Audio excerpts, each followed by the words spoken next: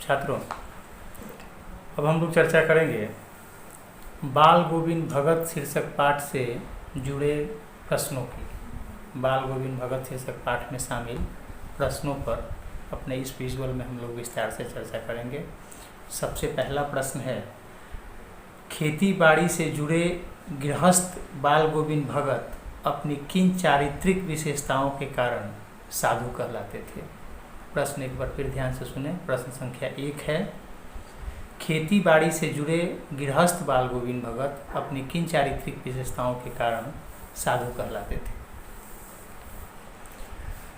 जैसा कि आपने जाना है, बाल गोविंद भगत का अपना परिवार था, खेती बाड़ी करते थे, यानी परिवार था और खेती बाड़ी करते थे, इसलिए वो गृहस्थ थे, उन्हें साधु नहीं कहा जा सकता है।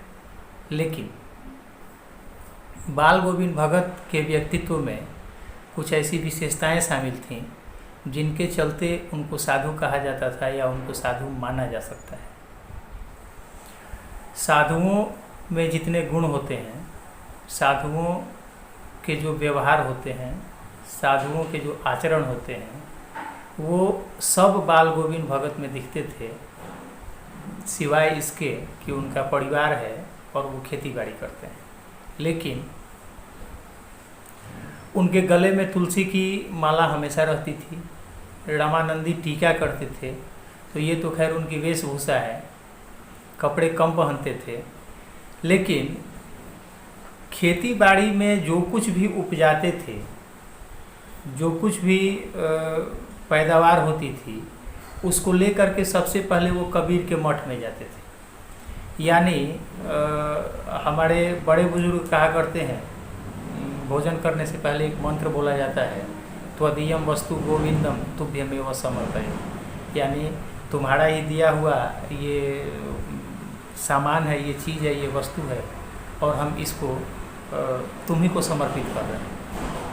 तो बाल गोविंद भगत का ये मानना था कि हम खेतों में जो भी पैदावार हुई वह ईश्वरीय कृपा से। कबीर को अपना साहब मानते थे, कबीर को अपना ईश्वर मानते थे, उसको लेकर के कबीर के मठ में जाते थे और वहाँ से प्रसाद स्वरूप जो कुछ भी उन्हें वापस मिलता था उसी से अपने घर गृहस्थी का काम चलाते थे।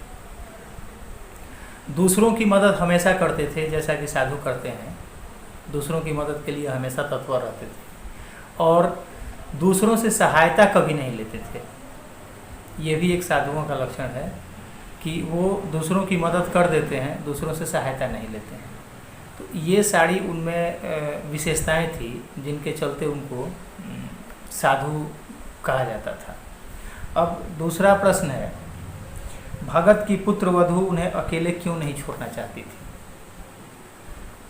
भगत की पुत्र वधू उन्हें अकेले क्यों नहीं छोड़ना चाहती थी, यह आपके पाठ्य पुस्तक में शामिल बाल गोविंद भगत शीर्षक पाठ का दूसरा प्रश्न है। भगत की बहू सुंदर और सुशील महिला थी, घर गृहस्थी का सारा काम सलीके से देखती थी, संभालती थी, करती थी और भगत से उनको विशेष लगाव था। और यह भारतीय नारियों का संस्कार है कि वह जिस परिवार में रहती हैं उस परिवार की हर वस्तु से, उस परिवार के हर व्यक्ति से उनका लगाव होता है। वह किसी को विशेष अधिक अपना और किसी को विशेष अधिक पराया नहीं समझती, सब उनके लिए बराबर होते हैं। सबकी देखभाल करना, सबकी सेवा शुश्रूषा करना उनका कर्तव्य होता है।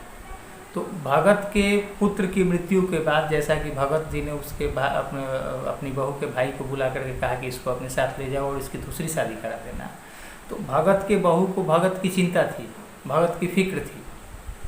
वो यह सोचती थी कि इस बुढ़ापे में इनका सहारा कौन बनेगा, इनके लिए भोजन कौन पकाएगा, इनकी सेवा कौन करेगा। तो ये पितृवत स्नेह जो था भगत की बहू का भगत के लिए अपने उसके हृदय में, जिसके चलते वह उनको अकेले नहीं छोड़ना चाहती थी। तीसरा प्रश्न है, भगत ने अपने बेटे की मृत्यु पर अपनी भावनाएं किस तरह व्यक्त की। भगत ने अपने बेटे की मृत्यु पर अपनी भावनाएं किस तरह व्यक्त की। तो अमूमन आम लोग जो किया करते हैं किसी के चले जाने के बाद, किसी के गुजर जाने के बाद, तो भगत ने ऐसा कुछ नहीं किया। भगत का आचरण ठीक इसके विपरीत था। रोना धोना, रोने धोने का काम छोड़ करके भगत गा रहे थे और बजाय मातम मनाने के भगत उत्सव मना रहे थे। तो इसके पीछे उनका तर्क यह था कि आत्मा का परमात्मा से मिलन हुआ है और मिलन का समय जो होता है वह मातम मनाने का नहीं होता है, दुख व्यक्त करने का नहीं होता है, उत्सव मनाने वाला होता है। तो अपने पुत्र की मृत्यु पर भगत गा रहे थे, उत्सव मना रहे थे, अपनी बहू को भी उत्सव मनाने के लिए कह रहे थे। पुत्र के मृत शरीर को आंगन में लिटा करके एक सफ़ेद चादर से ढक दिया था तथा कुछ फूल चारों तरफ बिखरा रखे थे।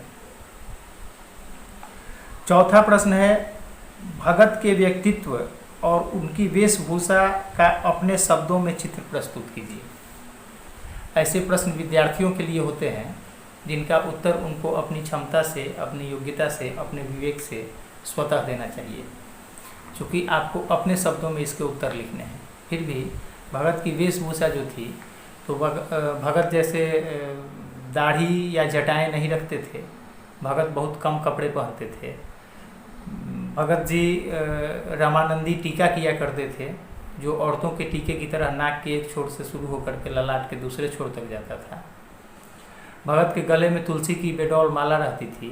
ठंडी के दिनों में भी वह अपने शरीर पर एक कंबल भर सिर्फ डाल लिया करते थे। ये भगत की वेशभूषा थी। बाल गोविंद भगत की दिनचर्या लोगों के अचरज का कारण क्यों थी? बाल गोविंद भगत की दिनचर्या लोगों के अचरज का कारण क्यों थी? यह आपकी पाठ्यपुस्तक में शामिल 5वां प्रश्न है। तो भगत की दिनचर्या में कभी कोई बदलाव नहीं हुआ। समय जैसा भी रहा हो, परिस्थिति जैसी भी रही हो, भगत की दिनचर्या में कभी कोई बदलाव नहीं हुआ। सुबह में पड़ाती गाना, शाम में संध्या गाना, खेतों में काम करते वक्त गीत गाते रहना, गांव से दूर तालाब में नहाने के लिए जाना, चाहे गर्मी का मौसम है, चाहे बरसात का है, चाहे दांत किटकिटाने वाली ठंडी है, भगत की दिनचर्या में कभी कोई बदलाव नहीं हुआ। और ऐसा शायद ही कोई व्यक्ति होगा जो समय और परिस्थिति के हिसाब से अपनी दिनचर्या न बदल लेता।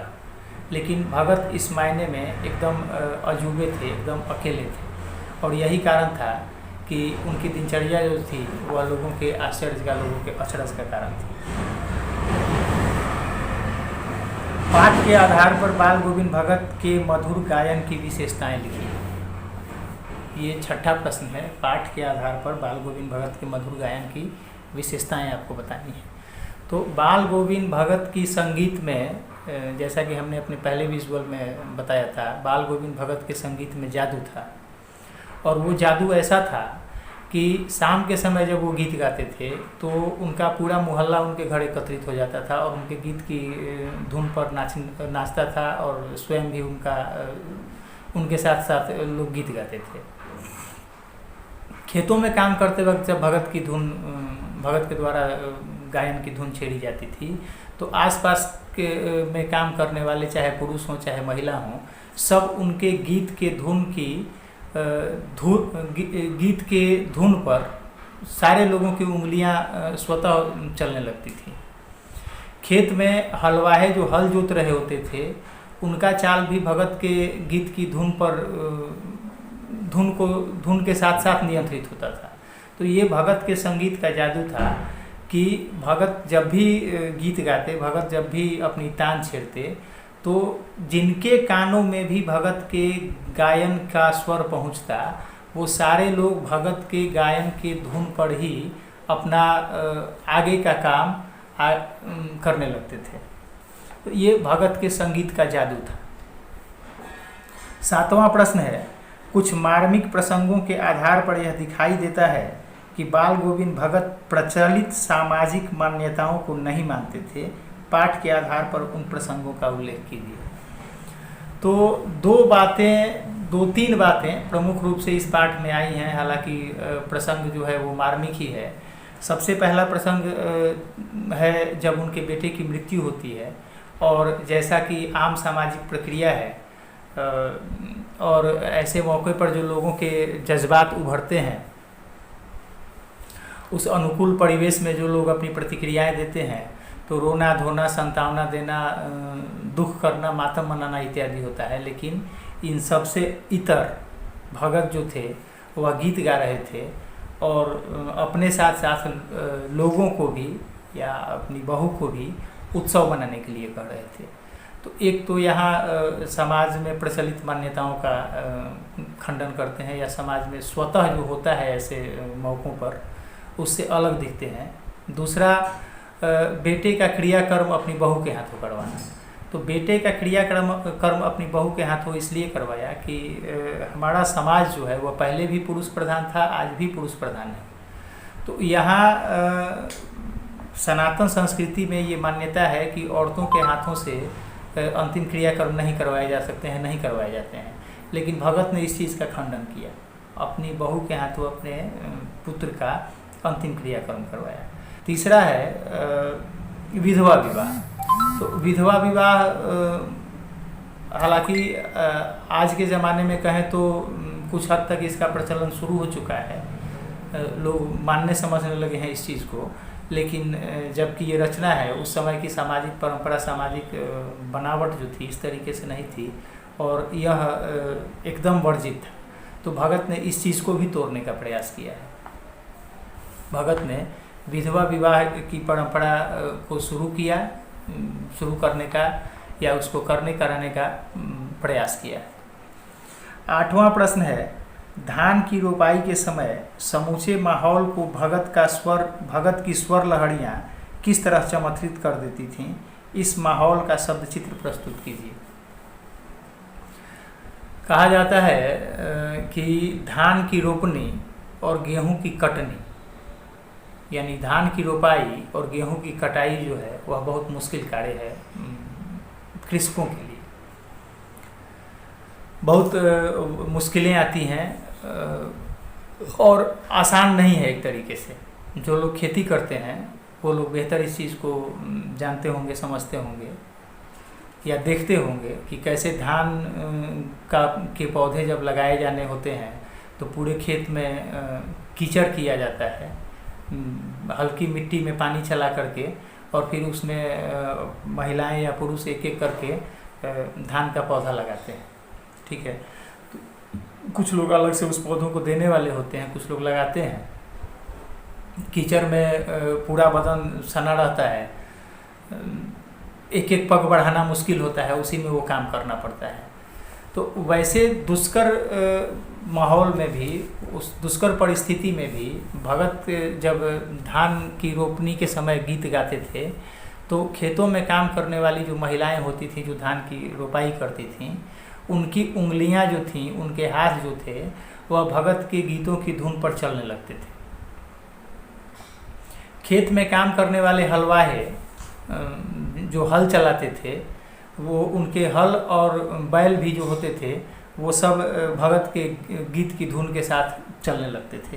तो ऐसा भगत के संगीत में जादू था जो धान की रोपाई जैसे कठिन कार्य में भी सारे लोगों को आनंद दिया करता था। तो ये प्रश्न संख्या 1 से 8 तक का वर्णन हमने किया अभी, और आगे रचना और अभिव्यक्ति से संबंधित प्रश्न हैं तो फिर इसकी चर्चा जो हम लोग करेंगे वो अपने अगले विजुअल में करेंगे।